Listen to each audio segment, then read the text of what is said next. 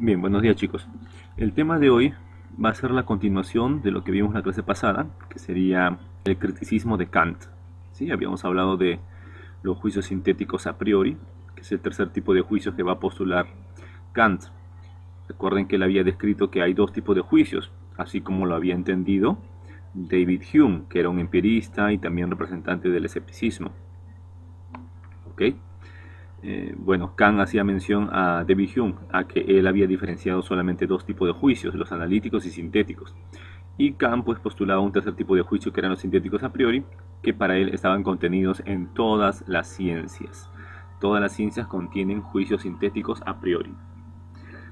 Bien, en la clase que hemos hecho en esta semana, hablamos de la revolución copernicana en Kant. Para ello deberíamos recordar entonces por qué es que llama así el mismo Kant a su pensamiento sobre estos temas. Revolución copernicana. Recordemos quién es Copérnico.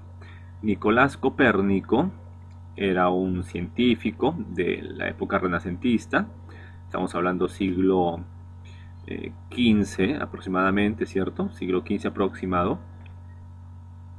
Donde la gran revolución que realiza Copérnico es en el campo de la astronomía. Recordemos que hasta los tiempos de Copérnico, el ser humano creía que el universo giraba alrededor de la Tierra, ¿no? Tenía una concepción geocéntrica. La Tierra es el centro y el Sol y los demás astros giraban a su alrededor. Bien, bien, eso tuvo diferentes problemas porque no se podía formular una manera de poder probar esa teoría geocéntrica, ¿no? Porque como hoy en día sabemos, no era cierta, había un error ahí. Ya pues, Copérnico al ver eso, lo que hizo es que, o sea, al darse cuenta que no salían los cálculos, ¿no? Algo estaba mal en todo esto, decidió invertir los papeles. Es decir, ya no afirmar como los demás que la Tierra es el centro de todo el universo y el Sol y los demás planetas giran a su alrededor. No, sino que hizo algo al revés. Lo negó, ¿no? Ahí está la negación, la revolución. Negar que la Tierra fuera el centro. Ahora decir que la Tierra no es el centro, sino que en su lugar va a estar el Sol. No, sino que el Sol es el centro y la Tierra gira alrededor del Sol con los demás astros. Al suponer eso, Copérnico, todo comenzó a tener más sentido, ¿no? Todo comenzó a esclarecerse de mejor manera. Y con los descubrimientos del telescopio y diferentes cuestiones más que van apareciendo en la época, en el contexto, es que se va comprobando que la Tierra no es el centro, sino el Sol. Ya, esa fue la gran revolución en líneas muy generales del pensamiento de Copérnico. Bien, algo parecido dice Kant que va a suceder con él. Claro, pero no en el tema de la astronomía, en el campo de la astronomía, sino en el campo de la gnoseología. G-N-O-S-E-O-L-O-G y con tilde A. Gnoseología. Ahora, la gnoseología habla sobre conocimiento, ¿no? Es la disciplina filosófica que estudia o habla, problematiza sobre el problema de conocimiento, si que podemos conocer, cuál es su origen, cuál es la esencia del conocimiento, etc. ¿Ya? Sobre eso habla la gnoseología, que es una disciplina filosófica. Bueno, el campo en el cual va a hacer una revolución Kant va a ser en el campo del conocimiento. Hasta los tiempos de Kant el hombre creía, sobre todo por parte de los empiristas, ¿ya? Que hubo un predominio en estas ideas, este pensamiento empirista sobre el mundo y la ciencia. ¿Ya? Hasta en los tiempos de Kant entonces, como digo, se creía pues que es el mundo, los objetos, las cosas, la naturaleza, ¿ya? Todos estos objetos, este mundo es el que determina el conocimiento del hombre, del ser humano. ¿Sí? Como hablamos en clase, es el mundo, los estímulos, como hablamos en psicología también, ¿no? Los estímulos, el mundo, los objetos, las cosas que se nos aparecen, ¿ya? No sé, los animalitos, los planetas, cómo giran, ¿no? Y todo lo que pasa allá afuera de nosotros, ¿ya? Ese mundo es el que determina, ¿ya? Estructura, determina, forma nuestro conocimiento. Es decir, nosotros no tenemos un conocimiento innato, ¿cierto? Como dice el empirismo, sino que todo proviene de la experiencia, es decir, de afuera, del mundo. Es el mundo el que determina lo que vamos a conocer. ¿Por qué es que la chilindrina, por ejemplo, se pone a llorar cuando ve que su papá saca la correa? ¿Por qué es que pasa esto? Este conocimiento, este saber, entre comillas, ¿no? Este saber de la chilindrina, ¿a qué se debe? Al mundo, en este caso a la correa de su padre, ¿no? Al mundo. Es el mundo en el cual los estímulos, el mundo, los objetos son los que determinan el conocimiento del objeto. Es el mundo, los objetos, las cosas, las que determinan el conocimiento del hombre.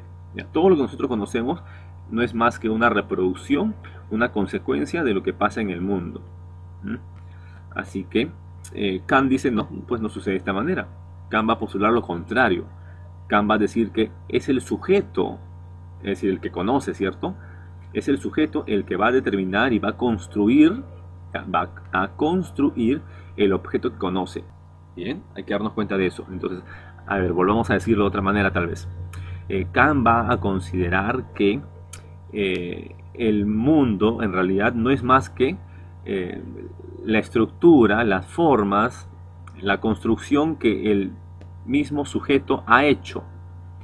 Supongamos pues que Kant es un emo, ¿no? Si Kant es un emo, ¿ya? Esa moda que ustedes conocen seguramente más, ¿ya? Si Kant es un emo, por la forma en que él tiene sus ideas, los conceptos, ya la razón que maneja él, esa razón, esa forma de conocer que tiene Kant va a determinar y va a construir el objeto que conoce.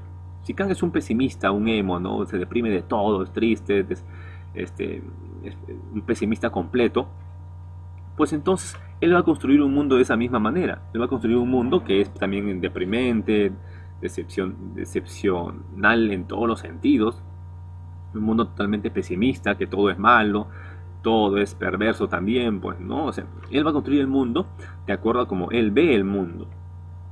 Si de repente Kant es una persona buena, entonces él va a ver un mundo bueno también, ¿no? Él va a ver que el mundo es bueno, que no hay ningún problema, ¿no? Que todo va bien, ¿no? ¿Me dejo entender?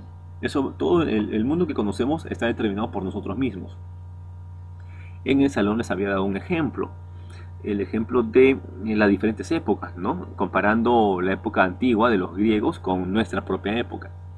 El mundo que tenían frente a ellos los griegos antiguos y ahora nosotros, ¿no? El mundo que tenemos al frente, no es más que la consecuencia de lo que el hombre ha hecho de ese mundo. ¿Ya? El hombre ve, ¿no? Mira el mundo con ciertos ojos, que pueden cambiar con el tiempo, ¿cierto? El hombre ve el mundo con ciertos ojos, y esa forma de ver el mundo hace que el hombre, no uno ni dos, ¿no? Sino que el hombre, la raza humana, en ese momento, construya su mundo de acuerdo a como él ve el mundo. Acá no es que el mundo va a determinar lo que yo conozco, mis conocimientos, sino que es al revés. Dese cuenta, acá es el sujeto el que va a decidir cómo es el objeto.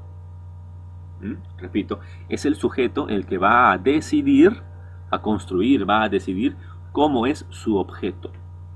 Por esa razón, ese objeto o ese mundo en la época de los griegos antiguos era un mundo pues imponente, ¿no? Majestuoso, donde había belleza realmente. Miren los templos antiguos, les había dado como ejemplo eso en el salón. Miren los grandes templos antiguos gigantescos, con muchos adornos, ornamentos, ¿no? Los frisos de los templos, ¿no? Las estatuas gigantescas, monumentales. Todo eso era porque así, de esa forma, veía el mundo el hombre. Amaba la perfección el hombre griego antiguo. Amaba la perfección tanto espiritual como también física. Y eso lo reflejaban en ellos mismos también, ¿no? La mayoría de estos hombres griegos pues tenían cuerpos simétricos, perfectos, musculosos, ¿no? Con una armonía increíble que hoy en día no se suele tener, ¿no? Hoy en día pues solamente miren el típico estadounidense, ¿no? O el típico representante del hombre occidental de hoy, que es un hombre que está totalmente descuidado, abandonado hacia sus placeres más carnales, mundanos, ¿no? Que eso es lo que predomina en ellos, y por eso que tienen esta vida y este mundo de ahora. El mundo de ahora es un mundo muy práctico. Nosotros miramos el mundo de ahora de manera muy pragmática, muy práctica, de forma utilitarista, ¿no? Como si fuera el mundo un objeto que hay que consumir nada más. Y por eso tenemos un mundo así también. El mundo que hemos construido lo hemos construido porque así vemos el mundo. Miren, les había dado el ejemplo de los edificios, ¿no? La arquitectura actual. Miren los edificios de ahora, son todos lineales, ¿no? No tienen ningún adorno, algo bello, no, es como si lo hubieran cortado con un cuchillo, ¿cierto? En una forma cuadrada, y lo han hecho de la forma más rápida posible para que ya pueda generar dinero, riquezas, porque ese es el objetivo, no nada que la belleza, los dioses o los monumentos, no, nada de eso, en verdad. Y eso lo ven también en las habitaciones modernas, ¿no? Habitaciones cuyas paredes pues están totalmente en blanco, un cuadro o dos de repente, donde hay solamente un triángulo y un círculo o algunas manchas, ¿no? Y eso es un cuadro, eso es belleza de hoy en día. Es todo eso, todo eso, chicos, se refleja a partir de la visión o los conceptos, las ideas, la razón que va a formar y hacer el mundo que está ante nosotros. Miren, en la antigüedad, ¿no? Los griegos antiguos, ellos no veían el mundo de una manera práctica, pues, ¿no? Si ellos querían hacer algo, lo iban a hacer pues con el objetivo de que eso sea perfecto, bello, sin importar el costo, las vidas, ¿no? Porque sabemos que hay mucha vida que se perdieron ahí, o el dinero, no, nada que ver. Por ejemplo, las estatuas, los monumentos, los templos de los cuales hablamos, para hacer todo eso se demoraban pues años, muchísimos años, 5, 10, 15 o 20 años. ¿Se dan cuenta? En cambio ahora no, ahora se intenta hacer un edificio o cualquier estructura, ¿no?, arquitectónica de la manera más rápida posible para que genere y se dé el beneficio, ¿no?, la adquisición de riquezas. Con todo esto lo que estoy diciendo, ya redondeando, chicos, es que, como Kant menciona, es el sujeto el que determina cómo va a ser su objeto que conoce, ¿no? Es el que conoce, o sea, el sujeto, la persona, el hombre, el que determina cómo va a ser lo que conoce, es decir, cómo va a ser el objeto, cómo va a ser el mundo que está ante él. Si tenemos un mundo como lo vemos ahora, un mundo perverso, asqueroso en muchas maneras, es porque también el hombre de hoy piensa de ese modo, maneja ciertas ideas que se reproducen en este mundo que vemos. Así que el mundo que vemos va a cambiar si es que primero cambia pues las ideas de este hombre, ¿no? Pero claro, ya como hemos dicho, el hombre de hoy no se interesa porque cambie su espíritu, su alma, sus ideas. No, no le interesa. Es algo banal para ellos eso. Ellos se interesan por cambiar el mundo que tienen allá afuera. O sea, hacer más cosas, construirse una casa de 5, 6, 7 pisos de repente, tener un carro, más carros o más dinero, más ropa, más, etcétera. ¿Ya? A eso me refiero. Ven que lo bueno está no en ellos mismos, en sus ideas, sino afuera, en las cosas, ¿no? Lo que es útil, beneficioso. Bueno, por ahí se va a llegar a esta idea de la revolución copernicana, ¿no? Y a la vez también mencionar estos dos conceptos, fenómeno, noumeno. Ya, el fenómeno vendría a ser todo aquello que percibimos. El fenómeno vendría a ser todo aquello que podemos nosotros percibir, que somos capaces nosotros de percibir. Ojo con esto, estoy poniendo énfasis en eso. El fenómeno es la apariencia, viene de fainomen, el fainomen, o sea, la fantasía que nosotros creamos. El hombre crea, el hombre construye esa fantasía. Nuestra razón, nuestra racionalidad, nuestra razón es la que elabora los conocimientos que tenemos, ¿ya? El conocimiento del mundo no llega a nosotros de manera directa. ¿Me dejo entender ahí? Mira acá, el conocimiento del mundo no llega a nosotros, a nuestra cabecita, de manera directa, así como es el mundo, en realidad, como si fuera un reflejo, como si nuestra mente fuera un espejo de lo que pasa afuera. No. Todo lo que está en el mundo y lo que va llegando hacia nosotros pasa a través de un filtro, podríamos decirlo. Un filtro. ¿Ese filtro qué es? La razón. La razón es la que agarra todo eso que viene de afuera, los estímulos, el mundo, la realidad, coge, lo recepciona y lo transforma. Es como si fuera un transformador, un adaptador, no sé cómo se llama eso en la tecnología, ¿ya? Estos aparatos, estos cables que transforman la energía. Algo parecido funciona de esta manera en la razón, ¿ya? Todo llega hacia nosotros, hacia la razón, y la razón lo ordena por categorías, ¿no? Para que nosotros podamos conocerlo. Así que lo que llegamos a conocer nosotros, todo lo que llegamos a conocer, no es más que la consecuencia de ese filtro, ¿ya?, de ese medio que es la razón. La razón es el medio por el cual nosotros entendemos el mundo. El mundo no llega a nosotros de manera directa, repito, sino que es la razón la que construye ese mundo para que nosotros lo podamos entender.